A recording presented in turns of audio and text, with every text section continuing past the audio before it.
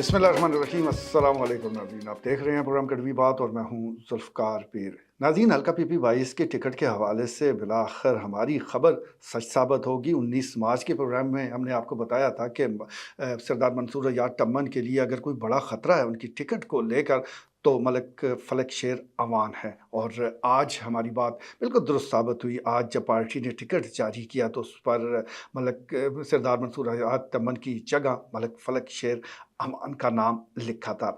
इससे पहले भी इस हवाले से काफ़ी दिनों से चहमागोइयाँ जारी थी। सरदार मंसूर यार टम्मन वो काफ़ी पुरुम्मीद थे, उनके भी बड़े ताकतवर लोगों से राब्ते थे, लेकिन साथ-साथ जो होमवर्क मलिक फ़लक शेर अमान ने किया और बिलख़ुसूस फिर उन्होंने अरकान कौमी और सूबाई असम्बली की हमायत हासिल की, तो उनकी उनकी उनकी ये जो मूव थी वो काफ़ी बेहतर रही और इसी मूव के नतीजे में उनको पाकिस्तान मुस्लिम लीग नून ने टिकट जारी कर दिया है। अब इसके बाद ये सवाल उठता है कि मलिक फ़लक शेर अमान अब क्या करेंगे, क्योंकि टिकट तो आ गया, बाल उनके कोर्ट में आ चुकी है और अब वो अपनी इलेक्शन कैंपेन को किस तरह आगे बढ़ाएंगे। इसका सादा सा जवाब है कि उनको सरदार गुलाम अब्बास खान की भी हमायत हासिल है, साथ साथ जो मलिक शहरयार अमान है मेंबर सूबाई असम्बली, वो भी अपना जो हमायत का वज़न है वो उनके पलड़े में डालेंगे, तो उनके लिए इलेक्शन कैंपेन चलाना निस्बतन आसान है। और दूसरी तरफ सरदार मंसूर यार टम्मन के हवाले से भी यही सवाल उठता है कि अब वो क्या करेंगे, क्योंकि पहले भी इलेक्शन में वो दस्तबरदार हुए थे, तो बाज़ शराइत के साथ हुए थे। गो वो शराइत मंजर आम पर नहीं आई थी, लेकिन वाक़फ़ान हाल ये जानते हैं कि उनको ये ज़रूर लारा लगाया गया था कि उनको अकोमोडेट किया जाएगा। अब ये टिकट तो उनके हाथ से निकला, लेकिन हुकूमत है, हुकूमत कहीं और भी अकोमोडेट कर सकती है, कहीं और भी उनके लिए जगह बना सकती है।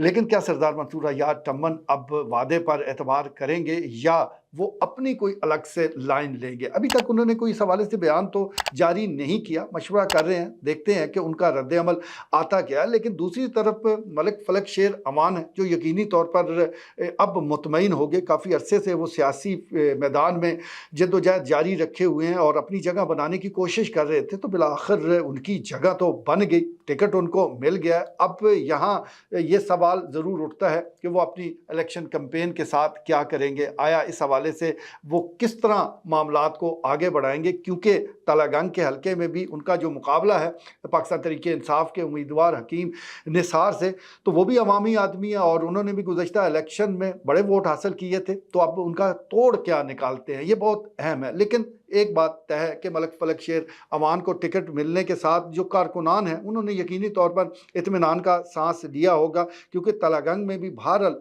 अब ये मूवमेंट ज़रूर मौजूद है कि सरदारान को ज़रा पीछे किया जाए, अब किसी और को मौका दिया जाए। सरदारान के हमायती भी मौजूद हैं, लेकिन साथ साथ अब अवामी जो तर्ज सियासत है उसके चाहने वाले भी मैदान में उतरते जा रहे हैं, उनकी भी बड़ी तादाद है। और ये हमने देखा भी हकीम निसार की शक्ल में कि जिस तरह वो आम कारकुन है, लेकिन जब वोट निकले तो गिने नहीं जा रहे थे, तो कारकुनों को अब वज़ीराई मिल रही है। और मैं समझता हूँ कि ये वजह हो सकती है कि जो मुस्लिम लीग नून की क़यादत ने मलिक फ़लक शेर अमान को वो मैदान में उतारा है। अब देखते हैं कि ये जो नतीजा है ये किस तरफ जाता है। आया पार्टी का ये फ़ैसला कितना फ़ायदेमंद होता है और कितना नुकसानदेह, इसका तो फ़ैसला 21 अप्रैल को होगा। लेकिन इलेक्शन कैंपेन बाज़ाब्ता तौर पर आप कह सकते हैं कि आज से शुरू होगी, क्योंकि अब घोड़ा मैदान में है। ये सुन्नी इत्तेहाद कौंसिल का घोड़ा नहीं, मैं वैसे बात कर रहा हूँ, मिसाल दे रहा हूँ कि अब घोड़े मैदान में आ चुके हैं, अब रेस लगना बाकी है।